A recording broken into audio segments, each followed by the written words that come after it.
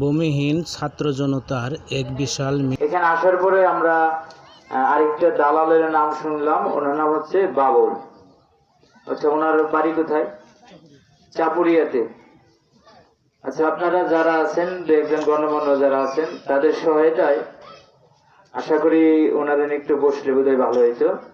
আমাদের মধ্যে এত জটলা কেন, বিষয়টা আমরা ক্লিয়ার হতে পারতাম। আসলে আমাদের এই সংগঠনের উদ্দেশ্য আপনারা সবাই জানেন, ইতিমধ্যে সবকিছু বুঝতে পারছেন, তো আমি বেশি কথা বলবো না। তো আমার সব থেকে বেশি কষ্ট লাগে এইটা, যেমন আমার বাড়ির পাশে আপনি থাকেন, অথচ আপনার কাছে আমার দালালি টাকা দিতে হয়। এটা সব চাইতে লজ্জার, এর চাইতে লজ্জার আমার মনে হয় আর কিছু নাই। এখন আমার বাড়ির পাশে আপনি থাকেন, অথচ আমার একটা কাজ করতে গেলে আপনাকে দালালি দিতে হয়। সেখানে যদি দালাল ধরলে 50,000 1 লাখ টাকা দিলে বাড়ি ওঠে, তাহলে কেন সাধারণ মানুষের বাড়ি টাকা ছাড়া উঠবে না? অবশ্যই টাকা ছাড়া ওঠা প্রয়োজন। পুরান ভিড়িতে এবং পুরান বাড়িতে থাকতেন, তারা যেন ওইখানে আরেকটা ঘর করে কোনো বন অথবা গাছ না কেটে খুলি দিয়ে ঘর করে থাকতে পারে, কিন্তু পুরো বিল্ডিং এর পক্ষে আমরা না। তার কারণ আপনাকে সরকার একটা ভোটার আইডি কার্ড দিচ্ছে, যার পিছনে লেখা আছে জাতালিয়া অথবা মদিরচালা, ফুলবাড়িয়া, কালিয়াকুর, গাজীপুর। আমার একটা ঠিকানা আছে, একটা স্মার্ট আইডি কার্ড দিচ্ছে, আমি একটা স্মার্ট নাগরিক দেশের, আর আমার একটা থাকার বাসস্থান থাকবে না, আমি স্মার্ট হয়ে গেছি না? আমার কথা একটাই, আপনারা আমাদের সাথে থাকবেন, যত আমাদের সাথে লড়তে হয় আমরা লড়বো এবং আপনাদেরকে ইনশাআল্লাহ মুক্ত করে ছাড়বো। প্রিয় এলাকাবাসী, ভূমিহীন বন্ধুরা, আজকে সময় এসেছে এই সমস্ত দালালদের দৌরাত্ম্য থেকে রক্ষা পাওয়ার। যদি আপনি দালালের ফাঁদে পড়েন, তবে আপনি শেষ, তবে আপনি সর্বনাশ। বিগত দিনে অনেক কিছুই হয়েছে এই বাংলার মাটিতে, এই আমাদের জাতালিয়া, ফুলবাড়িয়াতে আর কোনো আমরা বৈষম্য হতে দেব না। এমন কোন চিটার বাটপারদের আর আমরা নেতৃত্বে আসতে দেব না। আমরা সেই টাকার বিনিময়ে যারা কালো টাকার মালিক হয়ে জনপ্রতিনিধি নির্বাচিত হতে চায়, যারা আপনাদের রক্ত চুষা টাকা নিয়ে পরে খেলা করে, তাদেরকে আমরা জনপ্রতিনিধি হতে দেব না। টাকার কাছে আমরা এই জনতার বিক্রি হব না। বিগত দিকে দেখেছি, যখনই মানুষ টাকার কাছে বিক্রি হয়েছে, আপনার পবিত্র আমানত ভোট বিক্রি করেছেন, ঠিক তখনই আপনি বিপদে পড়েছেন। একটা কঠিন জগদ্দল ফ্যাসিবাদ আজকে আপনারা এই ছাত্র জনতা পতন ঘটিয়েছে। সংগ্রামী সাথী বন্ধুরা, আগামী দিনে আপনাদের এই বিগত দিনে বক্তারা যে বলে গেলেন, ওনারা অত্যন্ত সুন্দর এবং সুলভ ভঙ্গিতে এবং গঠনমূলক কথাবার্তা বলেছেন। এখানে আমার বক্তব্যের কিছু নেই। আমি শুধু আমার কেন্দ্রীয় কমিটির ব্যানারে আমরা দীর্ঘদিন এই খাস জমির অধিকার ভূমিহীন জনতার এই স্লোগানকে সামনে রেখে আমরা দীর্ঘদিন যাবৎ আন্দোলন সংগ্রাম করে আসছি। আমরা ঢাকাতে কেন্দ্রীয়ভাবে আমরা সমাবেশ করেছি, আমরা গাজীপুরে সমাবেশ করেছি, আমাদের এখানে আমাদের জাতালিয়া থেকে আমাদের একজন সমন্বয়ক এখানে আছেন, আমাদের কবির মুন্সি ভাই, উনি অসুস্থ, ওনার সুস্থতা কামনা করছি, উনি আমাকে সহযোগিতা করেছেন। আমরাও ফুলবাড়িয়াতে বিভিন্ন প্রোগ্রাম করার বিভিন্ন উদ্যোগ গ্রহণ করেছিলাম, কিন্তু রাজনৈতিক সেই কালো হাতের কারণে, এই দালালদের দৌরত্বের কারণে আমরা সেই সমস্ত প্রোগ্রামগুলো করতে পারি নাই। এখন সময় এসেছে, আমাদের কেন্দ্রীয় কার্যনির্বাহী কমিটিতে ব্যারিস্টার সাহেব আছেন, ব্যারিস্টার বিপ্লব সাহেব আছেন, অনেক নেতৃবৃন্দ আছেন।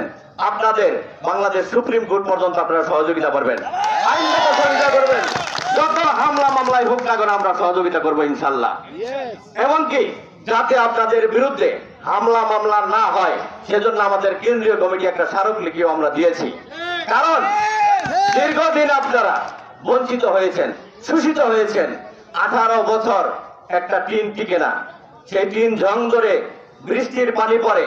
আমার মা বোনদের দেখেছি, আমি এই গ্রামেরই সন্তান, তারা দেখেছি হাড়ি বেঁধে রেখেছে, তারা দেখেছি পর্দা টানিয়ে রেখেছে, ত্রিফল টানিয়ে রেখে তারা এই ঝড় ঝঞ্ঝা বৃষ্টির মধ্যেও তারা বসবাস করেছে, দোকানপাট করেছে।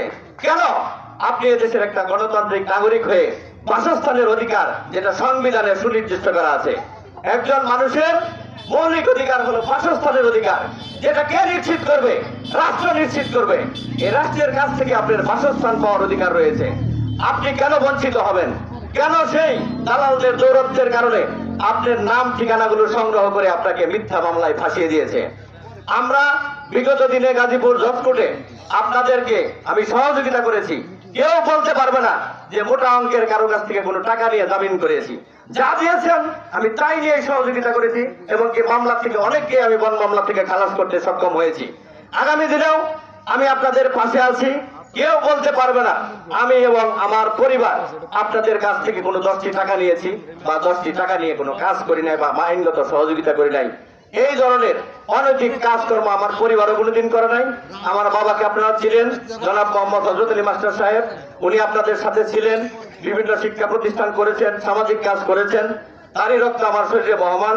আমি আপনাদের পাশে থেকে আগামী দিনে এই সমস্ত যত বৈষম্য আছে সেই সমস্ত বৈষম্য থেকে যাতে আপনারা রক্ষা পেতে পারেন, সুন্দরভাবে বসবাস করতে পারেন, সুন্দর একটা বাসস্থান নির্মাণ করতে পারেন, সুন্দর একটা ঘর নির্মাণ করতে পারেন, একটা দোকানপাট করে ব্যবসা বাণিজ্য করতে পারেন, এটা আমাদের একটা অঙ্গীকার। আরেকটা বিষয় আপনাদের বলি, যে সমস্ত বাজারগুলো ইজারা হয়, যেমন আমাদের মজিদতলা বাজার, সিঙ্গাপুর বাজার বা বিভিন্ন বাজার, যেমন এই বেতার কেন্দ্র বাজার, বড়তলা বাজার, যখন ইজারা হয় তখন সেই বাজারটা আর বন বিভাগের থাকে না।